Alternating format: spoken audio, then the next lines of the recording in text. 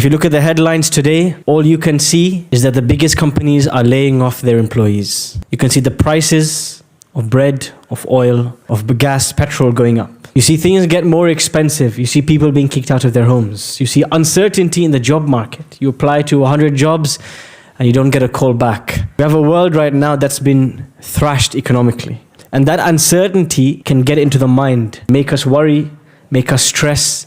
And because of the breakdown of our iman, in our understanding of rizq, we misunderstand the meaning of ar-Razzaq. Because we think ar-Razzaq is the one that gives me food. So if I'm talking to ar-Razzaq, I have to ask him for food. And if my rizq is low, that means I don't have food in the fridge, I don't have money in the bank. When Allah provides, He provides much more than money. He provides you love. He provides you paradise. He provides you guidance. And there might be somebody who is low on the wealth side.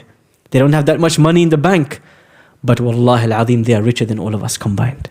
Because their riches are not material. Their riches, their real estate, their property is in the afterlife. Their riches is in the richness of their heart and the richness of their connection to Allah. Imam Shafi'i used to say, Al-ilmu arzaq, knowledge is a rizq. It's a provision from Allah. So don't think, because my bank balance is low, because I live in a deprived neighborhood, I don't have a nice car, that Allah didn't give me rizq. No, He gave you rizq. And the first rizq He gave you is that you're listening to this. This is the greatest rizq. Guidance from Allah. This is the greatest rizq. There's a reason Zakaria alayhi salam asks Allah for a child the moment he sees the fruits. Sometimes we forget. Allah can give you, provide for you, with no cause, with no means, with no limitations, بِغَيْرِ حِسَاب. If you ask me today, Hisham, give me this laptop. Hisham, can you please give me 500 pounds? The first thing I do, I calculate how much savings do I have in my bank account? Can I afford to give this to him? Someone invites you to a wedding. You say, how much should I give them? 50 pounds? 30 pounds? What's the budget for the gift? We always calculate. We always budget. Allah doesn't calculate. Why doesn't Allah calculate? Why isn't He worried? Allah has unlimited resources. Allah tells us in the Quran about this difference. قُلْ لَوْ أَنَّكُمْ تَمْلِكُونَ خَزَائِنَ رَحْمَةِ رَبِّي إِذًا لَأَمْسَكْتُمْ. Allah says, O humans, if you owned everything Allah owned, if you owned the heavens and the earth, إِذًا لَأَمْسَكْتُمْ خَشْيَةَ الْإِنفَاقِ. You would still be careful, you'd be tight-fisted. You'd be scared, if I give, what's going to be left? If you owned this universe, you would be like that. وَكَانَ الْإِنسَانُ قَتُورًا. Human beings are miserly, they're tight-fisted. They calculate, they over-calculate. How much gift should I give to this person? You know, one of the funny cultural things that we have, in my culture anyway, if you visit a wedding, Asian, Southeast Asian wedding, there's someone at the door with a notepad. Every person that comes to the wedding, let's say you come, you give me 20 pounds, this person writes down, Abdullah, 20 pounds. Muhammad comes, give me 50 pounds. This person is writing, Muhammad, 50 pounds. You know why? When I go to Abdullah's wedding, then I have to give him 20 pounds. When I go to Muhammad's wedding, I have to give him 50 pounds. This is our culture. Somebody sitting there with a notepad, so that you don't give more than not even £1 more than what the guy gave you. Someone came and gave you a wedding gift, you're going to give him exactly that wedding gift one day. Al-insan yu'ti bihisab. Human beings, we give with lots of hisab, calculation, think, budgeting. How much should we give? No, that's too much, that's too. But what does Allah give? بِغَيْرِ hisab. And one of the greatest reasons to receive the rizq of Allah is to be close to Him. Over here, Allah subhanahu wa ta'ala says, إِنَّمَا يُوَفَّى الصَّابِرُونَ أَجْرَهُمْ بِغَيْرِ حِسَابٍ. Who receives Allah's rizq? Allah here says, the patient ones, those who are patient will get Allah's rizq without any calculation. But elsewhere in the Quran, Allah says something similar. وَمَن يَتَّقِ اللَّهَ يَجْعَلْ لَهُ مَخْرَجًا. Whoever is conscious of Allah, Allah will find them a way out. وَيَرْزُقُهُ مِنْ حَيْثُ لَا يَحْتَسِبْ. He'll provide from you from the place you least expected it. Never expected to provide it from here, and He provided for you. People think this ayah is talking about money. When someone loses their job, they say, وَمَن يَتَّقِ اللَّهَ يَجْعَلْ لَهُ مَخْرَجًا. If you have taqwa, if you fear Allah, if you're conscious of Allah, you'll get a job tomorrow. And that's not how it works. Because the rizq is not just job and wealth and money. Rizq could be the guidance from Allah. Rizq could be the pleasure of Allah. Rizq could be that you have no job in this world and you have no money, but you have a big property base in paradise. That could be rizq as well. So don't twist the meanings to money in this world. People sometimes do a talk, the many ways to get rizq from Allah. The rizq of Allah is not limited to wealth.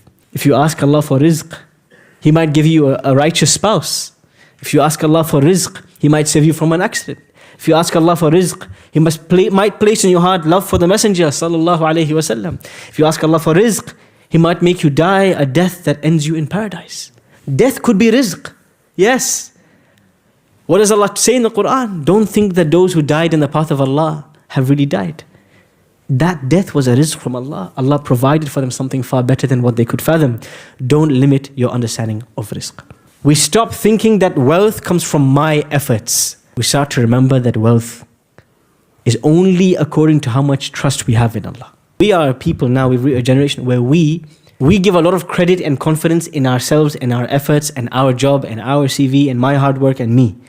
We don't forget that ultimately it is Allah. And if we know it's from Allah, then we would rely on Him. We wouldn't rely on the paycheck. We put a lot of trust in these things. Locks, jobs, paychecks, people. We have to relieve ourselves from the... And if you do put trust in these things, you become more anxious and more depressed and more stressed. Why? Because all these things, you can't rely on them.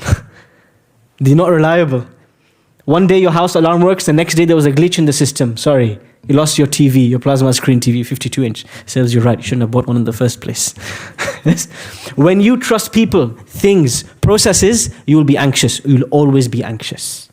And you'll be living on antidepressant medication.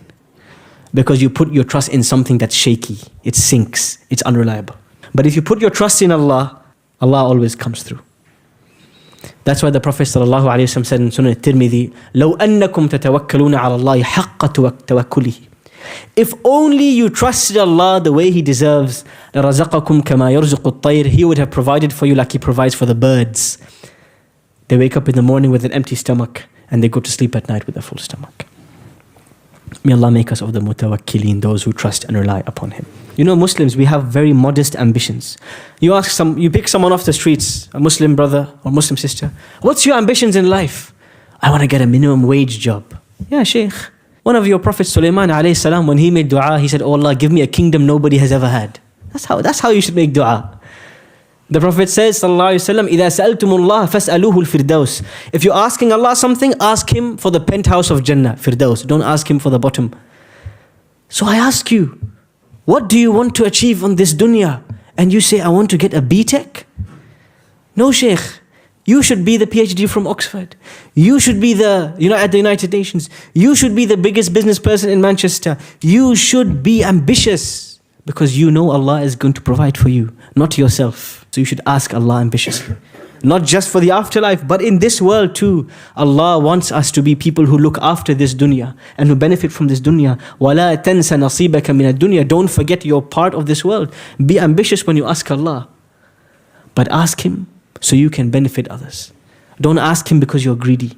Be ambitious because the one who provides for you will give you a blank check. So why are you asking for £5? The check is blank, write whatever you want. Because He will give you بِغَيْرِ حِسَابٍ.